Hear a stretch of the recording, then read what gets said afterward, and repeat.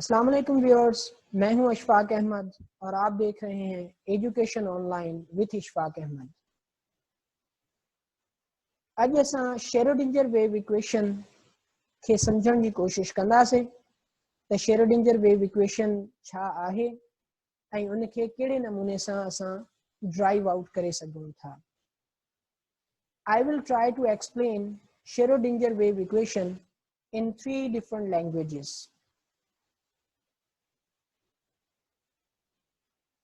Schrodinger wave equation plays the role of Newton's laws and conservation of energy in classical mechanics. It predicts the future behavior of a dynamic system.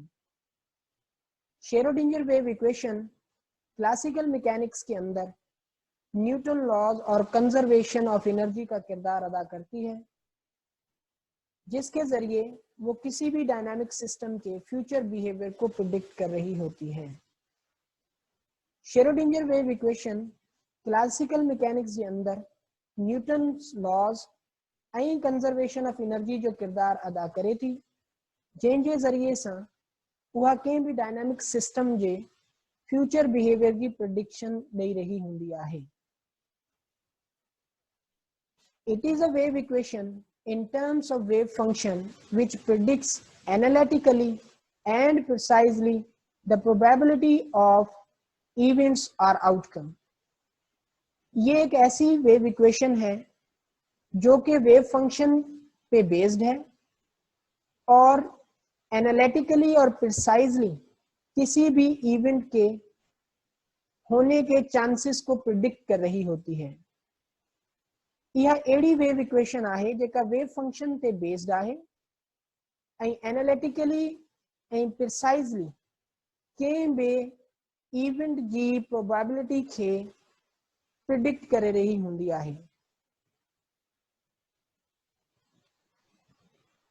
Detailed outcome is not strictly determined, but given a large number of events, Schrodinger wave equation will predict the distribution of results.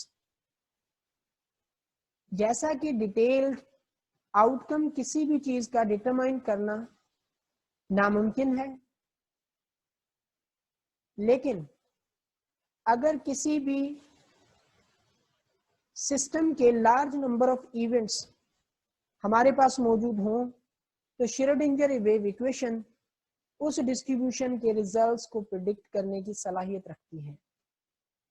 जीअं त कंहिं भी शइ जा detailed outcome या accurate outcome कढण मुमकिन कोन हूंदो आहे, पर पोइ बि जेकॾहिं लार्ज नंबर ऑफ इवेंट्स असां वटि हुजनि त उन जी बेसिस ते श्रोडिंगर वेव इक्वेशन उन डिस्ट्रीब्यूशन के रिजल्ट्स के प्रिडिक्ट करे सघे थी। The kinetic energy and potential energies are transformed into the Hamiltonian, which acts upon the wave function to generate the evolution of wave function in time and space.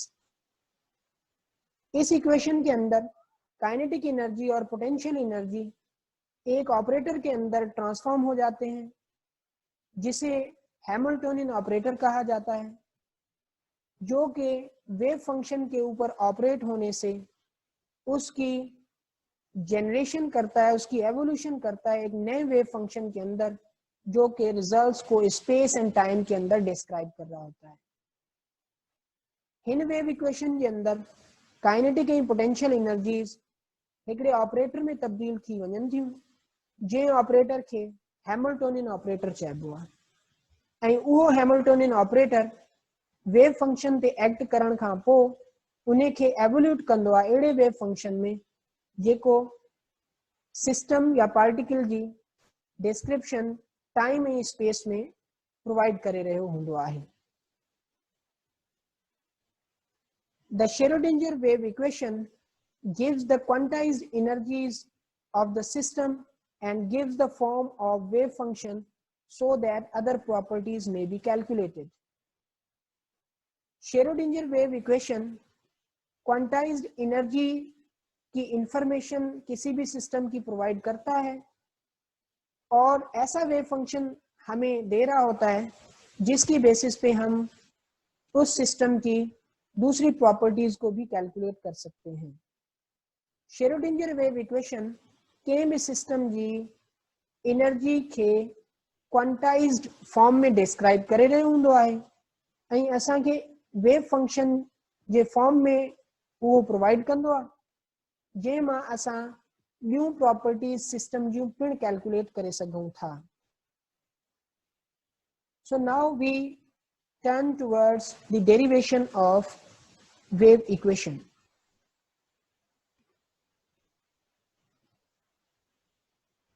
ये जो equation आपको screen के ऊपर नजर आ रही है, -h cut square over 2m del plus v of x psi xt equal to e psi xt। यह उहा इक्वेशन आहे जंहिंखे शेरोडिंगर वेव इक्वेशन चइजे थो ऐं इहा Schrodinger wave equation time independent equation आहे। ये टाइम इंडिपेंडेंट इक्वेशन है क्योंकि ये टाइम के ऊपर डिपेंड नहीं कर रही, स्पेस के ऊपर डिपेंड कर रही है। जो कि डेल आपको नजर आ रहा है, ये डेल पार्शियल डेरिवेटिव होता है, second order partial derivative with respect to the coordinates। इस इक्वेशन को ड्राइव करने के लिए हम सिंपल एक एनर्जी का फॉर्म लेते हैं कि किसी भी सिस्टम की काइनेटिक एनर्जी और पोटेंशियल एनर्जी का सम हमें टोटल एनर्जी दे रहा होता है। Kinetic energy plus potential energy V equal to E। अगर हम इस इक्वेशन के साथ वेव फंक्शन मल्टीप्लाई करेंगे दोनों तरफ तो हमें इक्वेशन नंबर 1 मिल जाएगी जिसमें kinetic energy into wave function and potential energy into wave function equal to total energy into wave function. असां इहा इक्वेशन नंबर 1 मथी इक्वेशन मां हासिल करे सघूं था कॾहिं उन सूरत में जॾहिं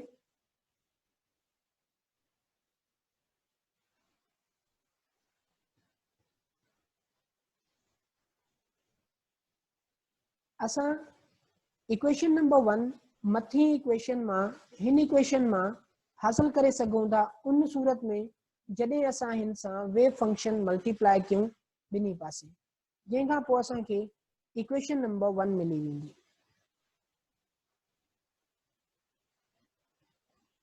जीअं त जेको वेव फंक्शन हूंदो आहे that can be given by this equation a e power iota k x minus omega T.